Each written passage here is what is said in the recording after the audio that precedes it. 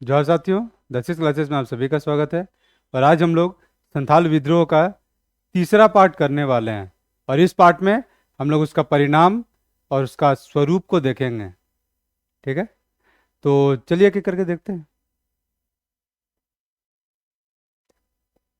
तो इतने सारे संथाल विद्रोह के आपका परिणाम थे। ठीक है, सबसे पहला तो ये था कि जमींदार महाजन सरकारी कर्मचारियों की लूट खसोट कुछ दिनों के लिए थम गया था। ठीक है, पहला ये रुका। दूसरा कि निषिद्ध क्षेत्र घोषित करना, नॉन रेगुलेटिंग एरिया घोषित करना। ठीक है, डिटेल एक्सप्लेन करेंगे, वैसे वैसे पीछे पढ़ के एक बार सुना रहे हैं। तीसरा है कि एक्ट 37 और एक्ट 10 को पारित किया गया। और और यही एक्ट 37 के तहत संथाल परगना का निर्माण भी किया गया था। मतलब डिस्ट्रिक्ट के रूप में संथाल परगना का निर्माण किया गया। ठीक है, चौथा है कि आपका यूल नियम को पारित किया गया। ठीक है, यूल नियम को पारित किया गया। तो यूल नियम क्या है, तो उसको भी देखेंगे। उसके बाद है कि न्याय आपके द्वार में पहुंच जाता है, क्योंकि देखे ही हैं कि आंदोलन में काफ़ी दिक्कत हो रहा था न्याय हासिल करने में संतालों को। ठीक है, तो न्याय अब अगर पहले से बेटर मिलेगा, कैसे देखेंगे। उसके बाद है कि सहायक आयुक्त से सीधा संपर्क, मतलब ये असिस्टेंट कमिश्नर लेवल का अगर इंसान से अगर सीधा संपर्क हो रहा है, तो जाहिर है कि आपको ज़िंदगी में कुछ राहत आएगा। और बाकी है कि शिकायत आप मुंह जुबानी भी आप कर सकते थे अब। ठीक है, कि मतलब पहले आपको लिखित देना होता था, लिखित के लिए किसी और आदमी को पकड़ना होता था। वो अगर ठीक से अगर सुना या पैसा लेगा, या फिर अगर गलत लिख दिया तो सारा प्रॉब्लम शुरू होता था वहाँ से। तब है कि मुंह से बोलिएगा तो भी आपको सरकार सुन लेगा। ठीक है, तो चलिए अब एक एक करको इस सब पॉइंट्स को देखते हैं। ठीक है, तो सबसे पहला परिणाम यार, जो शुरुआती आंदोलन का शुरुआती इस बात से हुआ था कि महाजन लोग और जमींदार लोग बहुत ज़्यादा टैक्स ले रहा था और बहुत ज़्यादा शोषण कर रहा था।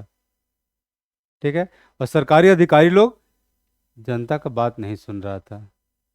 जमींदार महाजन टैक्स ज़्यादा ले रहा है, जमींदार टैक्स ज़्यादा ले रहा है, महाजन सूद ज़्यादा ले रहा है, और शिकायत करने के लिए जा रहा है आपका सरकारी अधिकारी और न्यायालय, तो वहाँ सुना नहीं जा रहा है। ठीक है, तो इसका समाधान ये निकलता है कि अब से अब प्रॉपर एक नियम बन गया कि जमींदार ज़्यादा टैक्स नहीं ले सकता है, ज़्यादा लेगा तो उसको सजा मिलेगा।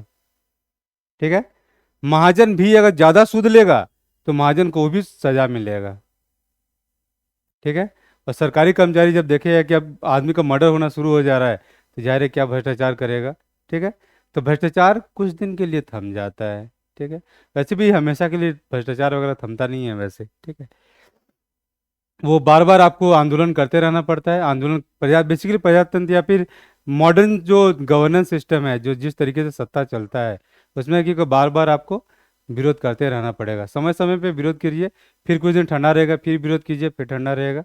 खेला वैसे ही चलता है वैसे। ठीक है, ऐसे आज़ादी के बाद ही देख लीजिए, आज़ादी के बाद हमारे देश में जो सत्ता चलता है, तो आपका ये विरोध होना शुरू हो जाता है आपका 77-78 के आसपास में। ठीक है, फिर वहाँ इमरजेंसी वगैरह, उससे थोड़ा पहले इमरजेंसी लगता है, फिर विरोध वगैरह ढंग का होता है। ठीक है, तो वैसा होता है। फिर देखिए कुछ दिन बाद देखिए 2010-11 में आपका अन्ना आंदोलन चलता है। ठीक है, फिर मे भी 10-12-20-30 साल बीत जाए तो फिर वही बड़ा आंदोलन शुरू होगा वैसे। तो ये एक सिस्टम का हिस्सा टाइप का बना हुआ है वैसे। ठीक है, तो ये पहला पॉइंट हो गया। दूसरा पॉइंट हो जाता है कि आपको निषिद्ध क्षेत्र घोषित करना। अब निषिद्ध क्षेत्र या नॉन रेगुलेटिंग एरिया घोषित करना, तो इसमें बेसिकली होता क्या है। तो इसमें बेसिकली होता है कि जब बाहर से आदमी लोग आके यहाँ पे रह रहा था, और रह रहा था, अब सूदखोरी कर रहे हैं, जमींदारी कर रहे हैं, जनता का शोषण करने की कोशिश कर रहे हैं, उस चीज़ पे रोक लगाने की कोशिश किया गया कि ना ज़्यादा आदमी बाहर से आएगा, और जब बाहर से ज़्यादा आदमी नहीं आएगा तो यहाँ का आदमी का शोषण भी कम होगा। ठीक है, क्लियर। तो इसमें बेसिकली होता क्या है कि हमारा इन जनरल जो धर्म है, या जो समाज का जो भी मोरल इंस्टीट्यूशन जो मोरालिटी को देखता है, या जो कैसे इंसान ईमानदार बना रहे उस चीज़ को देखता है, वो लोग हमें देश से प्यार करवाना तो सिखा देता है वैसे। ठीक है, लेकिन देश में रहने वाले लोगों से प्यार करना नहीं सिखाता है। कि देश में रहने वाले हमारे भाई हैं, बहन हैं, या फिर परिवार के टाइप का ही है कोई है जिसका हमें शोषण नहीं करना चाहिए, वो नहीं सिखाता पाता। इतना तो ये दिखाता ही है वैसे। अभी भी हालात आपको दिखता होगा वैसे, कि देश के नाम पे बहुत कुछ होता है, आप आसपास रहने वाले इंसानों से मोहब्बत आपको नहीं सिखाया जाता। उसको तो जितना लूटना लूटो वाला खेला चलता है। ठीक है, तो यहाँ सुधार का जरूरत है वैसे हमें। ठीक है, और तीसरा पॉइंट आपका आ जाता है कि एक्ट 37 पारित किया। और एक्ट 10 को पारित किया गया। ठीक है, तो ये एक्ट 37 को पारित करके आपका संथाल परगना नामक जिला को बनाया जाता है। क्वेश्चन आपसे आ सकता है कि संथाल परगना जिला किस नियम के तहत बना था? तो वो बना था आपका एक्ट 37 के तहत। ठीक है, तो इसका लोकेशन थोड़ा देख लेते हैं वैसे।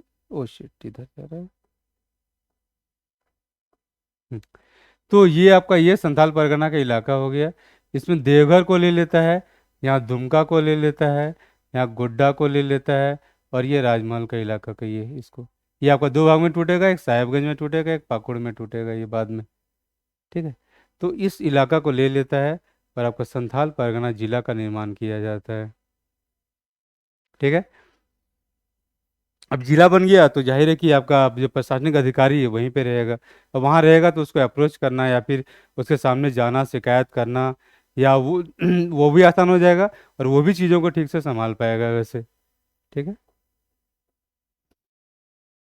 ये हो गया। तो यूल मतलब एक्ट 37 के तहत संथाल परगना जिला का निर्माण होता है। जिला के अंदर क्या था वो अभी हम बता दिए हैं वैसे। ठीक है, और उसके बाद होता है कि पहले ये इलाका काफ़ी बड़ा था। एक चीज़ और है वैसे, इसी मैप में दिखा देते हैं। संथाल परगना का जिला जो बना था वो बेसिकली भागलपुर और बीरभूम का इलाका को लेके बना था। ठीक है, इसका कुछ इलाका लिया, इसका कुछ इलाका लिया, और इसको बना दिया। ये पहले अलग से झारखंड जैसा कोई चीज़ तो था नहीं वैसे, राज्य वगैरह। ठीक है, तो यहाँ पे बीरभूम का संथाल बहुल क्षेत्र और भागलपुर का संथाल बहुल क्षेत्र को मिला के इसको एक जिला बना दिया जाता है। और पहले इसको दामिने को भी कहा जाता था, दामिन ए को। ठीक है, तो दामिनी कोक तो कुछ लोग ऐसे, कुछ बुक्स में आपको ऐसा भी मिलेगा कि बीरभूम का कुछ इलाका, भागलपुर का कुछ इलाका और दामिन एक को मिला के आपको संथाल परगना बनाया गया। ठीक है, लेकिन अगर थोड़ा सा और अंदर घुसते हैं ना तो देखते हैं कि दामिन को नाम का कोई जगह नहीं होता था, मतलब कोई जिला नहीं होता था। ठीक है, तो जिला उस समय क्या था? तो या तो आप बीरभूम जिला में है या फिर भागलपुर में है। ठीक है, तो इसका कुछ हिस्सा लिया, इसका कुछ हिस्सा लिया, और उसके बाद आपका संथाल परगना जिला का निर्माण होता है आपका कब? तो 1855 में आपका संथाल परगना जिला का निर्माण होता है। ठीक है, चलिए आगे बढ़ते हैं। अब इसके बाद होता है कि ये इलाका जो बना था नया जिला, वो इलाका थोड़ा सा बड़ा था। ठीक है, तो कुछ निल्हा लोग और कुछ जमींदार लोग इसका विरोध करता है। क्या कारण है कई बुक में नहीं मिलता है वैसे, तो हम बता नहीं सकते हैं वैसे। ठीक है, लेकिन नीला बेसिकली कौन था? जो वो ऐसा अंग्रेज लोग था जो कि आपका नील का खेती करवाता था। ठीक है, तो वो लोग और आपको कुछ जमींदार लोग इसे विरोध करता है। जब विरोध करता है तो इसके इलाका को छोटा कर दिया जाता है। मतलब संथाल परगना मान लीजिए पहले इतना बड़ा था, तब उसको इतना बड़ा कर दिया जाएगा। ठीक है, तो इलाका को छोटा कर दिया गया। तो किस एक्ट के तहत किया गया था? तो एक्ट 10 के तहत संथाल परगना के इलाका को छोटा किया गया था। ठीक है, तो ये दोनों किसके फलस्वरूप आ रहा है? तो संथाल विद्रोह के तहत ही आ रहा है। संथाल विद्रोह नहीं होता तो ये पास नहीं होता, ये नहीं होता तो ये तो खैर होना ही नहीं था वैसे। ठीक है, तो संथाल परगना का जिला कब बना ये क्लियर रहिएगा, 1855 में ये जिला बनता है। ठीक है, काफ़ी इंपॉर्टेंट है ये वैसे। चलिए, अब इसके बाद होता है कि इसी आंदोलन के चलते आपका यूल नियम को आपका संथाल परगना में लागू किया जाता है। और यूल नियम में बेसिकली क्या था कि जो भागलपुर का पुलिस अधीक्षक था वो एक नियम बनाया था वैसे, या कमिश्नर बेसिकली था, वो एक नियम बनाता है कि आपको अब यहाँ का जो लोकल एलिमेंट्स है या जो लोकल आदमी लोग है उसको पुलिस प्रशासन में शामिल किया जाएगा। ठीक है, अब शामिल कौन होगा? तो खासकर जो जमींदारी एलिमेंट है या फिर जो थोड़ा सा जो, तो ज़्यादा समझदार कर लीजिए, उस टाइप का आदमी लोग इसमें शामिल हो जाएगा इसमें। ठीक है, क्योंकि हर इलाका में कुछ कुछ समझदार लोग होता है, तो सरकारी सेवा का रास्ता खुलता है तो सब लोग घुसने की कोशिश करता है। ठीक है, तो जब लोकल एलिमेंट अब सत्ता का हिस्सा बन जाएगा, ठीक है, जो लोकल समझदार इंसान लोग अब सत्ता का हिस्सा बन जाएगा, तो जाहिर है कि वहाँ पे वैसा विद्रोह नहीं आएगा, क्योंकि सबको कुछ कुछ सरकार से मिलना शुरू हो जाएगा नौकरी के से। और जब सबको कुछ सैलरी मिलेगा, कुछ पैसा की इनकम होने लगेगा, तो फिर वो विरोध में क्यों जाएगा? ठीक है, चलिए। तो यूल नियम से उस इलाका में शांति हो जाता है और विरोध भी जो पहले जैसा हो रहा था वैसा नहीं हो रहा है। और दूसरा कि अगर लोकल लेवल का अधिकारी होगा तो लोकल लेवल के इंसानों का बात भी तो सुनेगा। अब प्रशासन अगर आपको ठीक से रिस्पॉन्स दे रहा है, आपके बातों को सुन रहा है, आपकी समस्याओं को सुलझा रहा है, तो जाहिर है कि आपको दिक्कत नहीं होगा और आप विद्रोह नहीं कीजिएगा। ठीक है, चलिए आगे। उसके बाद देखिए न्याय आपके द्वार पे आ जाता है। तो न्याय पे होता क्या है कि मान लो एक जिला बन गया तो कुछ कुछ जगह पे ये लोग न्यायालय वगैरह कुछ खोल देता है। ठीक है, पहला चीज। तो जाहिर है कि न्याय आपके सामने आ गया। दूसरा, कुछ अंग्रेज अधिकारी क्या करता था कि कुछ कुछ इलाका में कुछ कुछ मीटिंग करता था, जैसे आजकल जनता दरबार टाइप का चीज चलता है। तो कुछ कुछ जगह वो लोग वो करने लगा। अब जब वो करने लगा तो जाहिर है कि जनता को लगेगा कि अब न्याय मेरे सामने है, और जब मेरे सामने है तो हमको कभी भी जाएंगे हमको न्याय मिल जाएगा। पहले क्या था कि गांव का जो जो आपका आदिवासी लोग का जो सिस्टम चलता है, आपका सुशासन व्यवस्था, उसके तहत मान लीजिए चल रहा था। उसके तहत है कि कभी भी जाइएगा मुखिया के पास, मुंडा मान की जो भी है उसको बोलिएगा तो एक दो दिन में न्याय मिल जाता था। अब इस केस में बहुत दूर में कोर्ट था तो न्याय नहीं मिल रहा था। अब चूंकि न्याय अगर जल्दी मिलना शुरू हो गया, अब नए व्यवस्था के तहत भी, अंग्रेजों के द्वारा भी, ठीक है, तो जाहिर है कि विद्रोह के लिए फिर वो क्यों जाएगा। ठीक है, चलिए। तो न्याय भी आपके द्वार पे हो गया। अब सहायक आयुक्त से सीधा संपर्क अब स्थापित हो जाता है। तो संथाल परगना के लिए एक सहायक आयुक्त का नियुक्ति कर दिया जाता है। और ये सहायक आयुक्त अब रहता तो संथाल परगना में था। अब पहले का क्या था, आपको भागलपुर जाना है या फिर आपको देवघर तक जाना है, अभी कि आपके इलाका में रहने लगा। जब आपके इलाके में रहने लगा, कभी भी जाइएगा, अप्रोच कीजिएगा, वो आपके बात को सुनेगा और सीधा संपर्क वहाँ स्थापित हो जाता है वैसे। ठीक है, क्योंकि दूर में जाइएगा तो सीधा थोड़ा टफ हो जाता है, सामने में रहेगा तो जान पहचान है तो, या फिर वो भी तो इलाका में घूमेगा तो जान पहचान डेवलप हो जाता है, तो बातों को रखना आसान हो जाता है। तो सहायक आयुक्त से सीधा संपर्क स्थापित हो गया। अब एक शिकायत अब मुंह जबानी भी आप अब कर सकते हैं। ठीक है, तो पहले क्या था कि पहला तो कि आपको जनता लोग ज़्यादातर पढ़ा लिखा नहीं था। अब नहीं पढ़ा लिखा है तो पिटिशन लिख के दिख के देगा कैसे। अब पिटिशन वो लिख नहीं सकता, तो पिटिशन लिखवाने के लिए आपको पढ़ा लिखा चाहिए।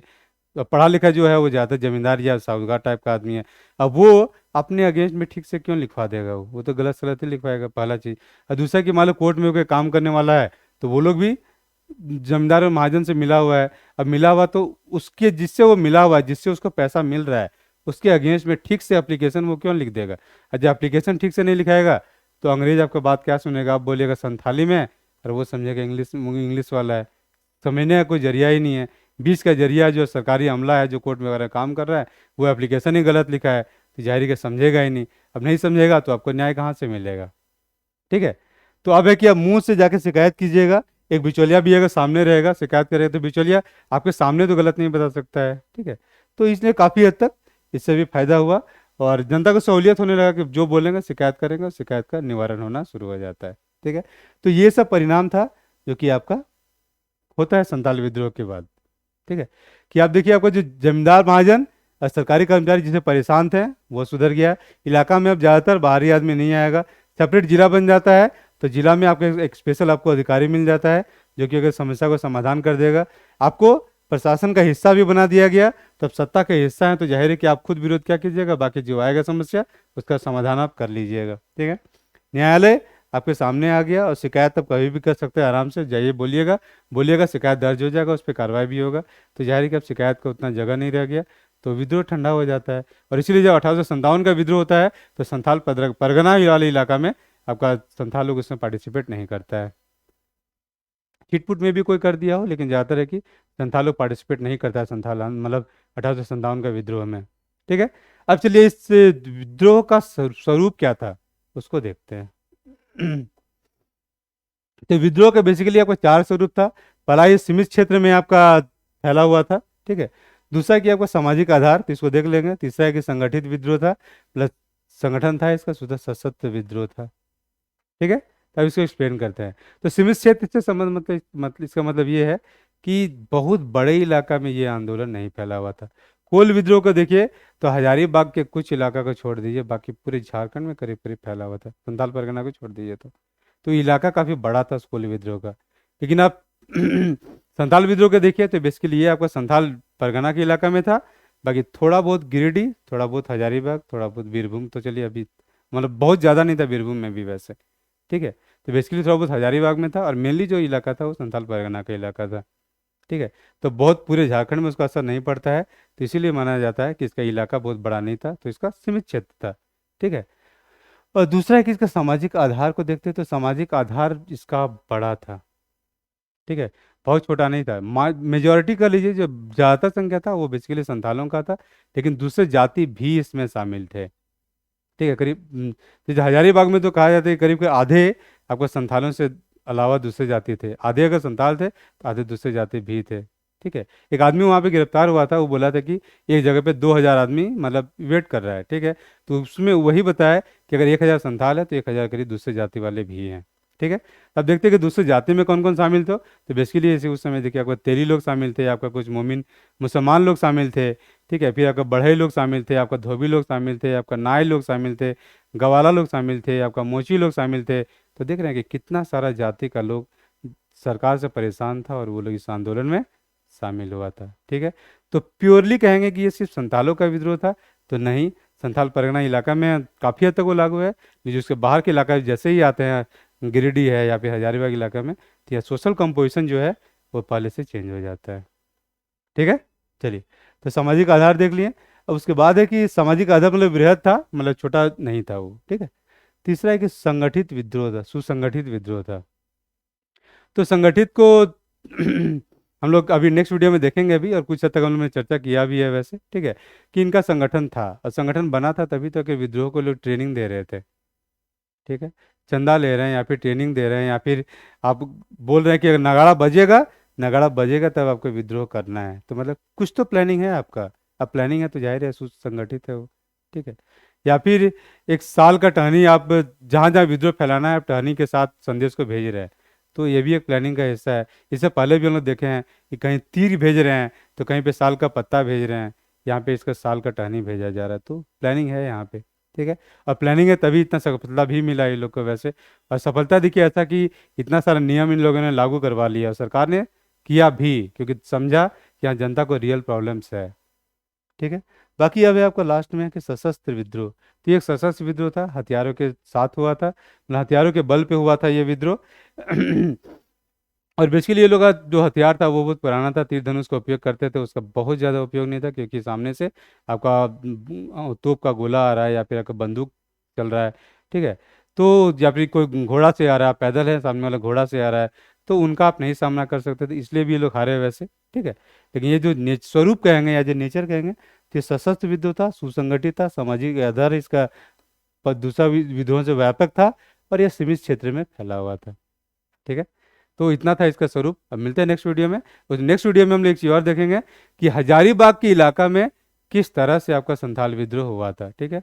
वहाँ पे थोड़ा डिफरेंट होगा पहला चीज़, और वहाँ पे बहुत ही ज़बरदस्त तरीके से आपको दिखेगा कि कैसे अंग्रेज लोग इस आंदोलन का कंट्रोल किया, ठीक है। संथाल लोग क्या करेगा कर रहा था वो भी दिखेगा ठीक से, और जो अंग्रेज दबाने के लिए किया वो ज़बरदस्त तरीका से कितना ब्रेन का अंग्रेज लोग इस्तेमाल किया वो दिखेगा क्लियर कट वहाँ पे, ठीक है। तो मिलते हैं नेक्स्ट वीडियो में। Thank you.